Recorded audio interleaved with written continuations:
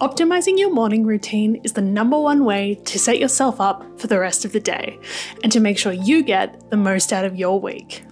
But what if I told you if you're starting your morning routine on a Monday, then you're already behind and you're skipping the most effective way to save time later in the week? Today, I'm going to be sharing with you my 5-point Sunday reset and how I get 5 hours back at the end of every week. The first step is to move first and sleep later. The hardest part of any morning routine is getting up. And if you want to set yourself up for a great week, then you need to have a great night's sleep so you can bounce into work on Monday instead of dragging yourself in like a zombie. But this isn't just about getting to bed on time.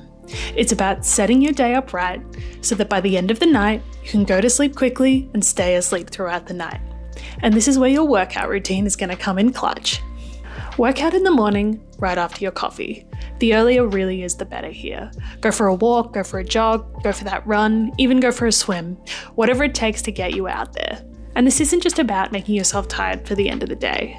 It's about cortisol. You know that pesky little stress hormone, the one that makes your shoulders tense and your head pound? Well, it's also super important in the sleep cycle. Because if you have too much cortisol in your system at the end of the night, your quality of sleep, and therefore the quality of the rest of your week, is going to suffer. But one of the best ways to make sure your cortisol is low at the end of the day is by purposefully pushing this spike in the morning, by exercising to keep that cortisol cycle regular. And bonus tip, this one isn't just for Sundays. Because exercise is so important in regulating this cycle, by exercising earlier in the morning, you can help regulate your stress throughout the week and consistently give yourself the best possible night's sleep. So if you're looking at getting serious about getting more time in the rest of your week, then think about tying up those laces and getting out there. Now that I've looked after future me's energy, let's look after future me's mornings, or more specifically, my wardrobe. And this brings me to point 2, the wardrobe quick fix.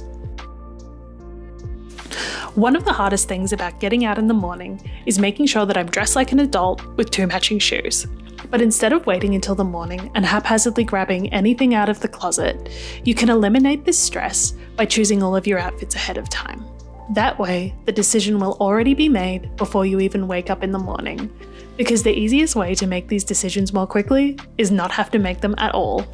The first thing you should do is a mini audit of the week. What do you have on? How many days are you working in the office this week? Do you have a big meeting coming up?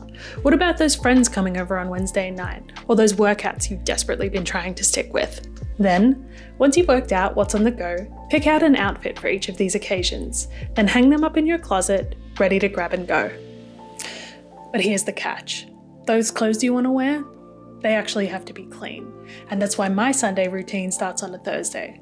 Why a Thursday? Because that's the day that I typically do my washing. Everything goes into the machine and then either on the line or onto the clothes rack. That way by Sunday, everything is nice and dry and ready to be put away. So if you do your washing earlier in the week, you can organize your outfits and give yourself a fresh start, with no clutter and no unresolved tasks weighing on you into Monday. Now that that's energy and clothes sorted, we need to figure out something to eat. And that brings me to point 3, meal prepping. And this is probably the number one habit that's going to give you some time back in the rest of your week.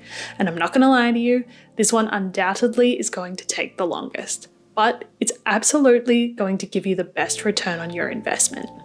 Because if you're like me, you're being pulled in so many different directions in the morning, you're looking for that quick grab and go solution that will get you fed and out the door without having to stop in at that local cafe on your way to work. But here's the go with meal prepping. It doesn't have to be that hard. You need lunch, make a sandwich.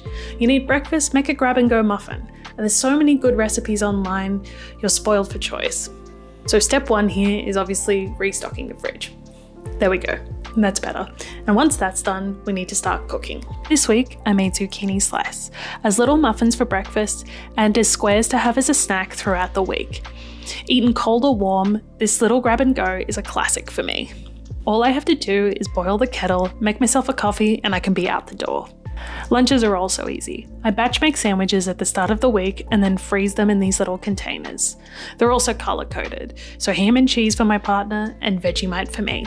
In the morning, I just grab one out of the freezer, and by lunch, it's thawed and ready to go. Add some berries, an apple, another snack, and you're set for your whole day. Pro tip: for an extra easy snack for your lunches, try batch making cookies at the start of the week. This week I made choc chip bickies the way my mum used to make. Super easy and super yum. Then, just a quick whip round of the kitchen and that's another room cleaned and ready for the week ahead. This next part is the easiest one, the 5-minute reset, and it's super important if you work from home. All you have to do is whack in some headphones and reset your workspace, because 5 minutes now will save you a world of hurt at the end of the week when you're trying to get started. There's a whole science behind optimizing the way you set up your workspace, and I'm not going to go into that now.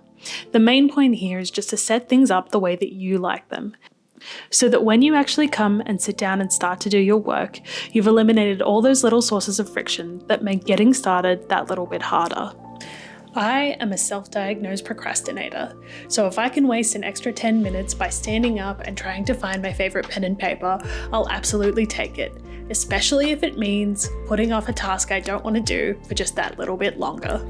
Eliminate those hiccups by thinking about the flow of your work. Do you use pens, paper? Are your laptop and mouse back in position for work? These tiny adjustments will help get you started and give you no excuses not to work. And that will mean a world of difference when it's Wednesday afternoon, you're already overstimulated, and your boss is about to give you a call. And that brings me to step number 5. The digital reset. This one I've only really started doing recently, but it's had the biggest impact on my mental health. And this one is super chill. You just need to sit down with a cup of coffee or tea, and instead of scrolling on your phone, do a little digital audit. Look at your apps, your emails, and even those memes that are piling up in your gallery. And then get rid of all of the junk that you don't need. The spam, the marketing texts, and all the other junk that ends up on your phone. By reducing the junk, it makes sitting down to do the things you actually need to do less overwhelming. That way, when you open your phone, you can pay those bills, respond to those text messages from friends, or even just relax without that digital clutter hanging over your head.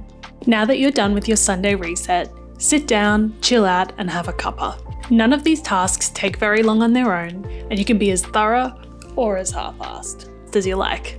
But together, these habits remove dozens of tiny decisions from throughout my week. My outfits are chosen, my lunches are made, my kitchen is clean, and my workspace is ready.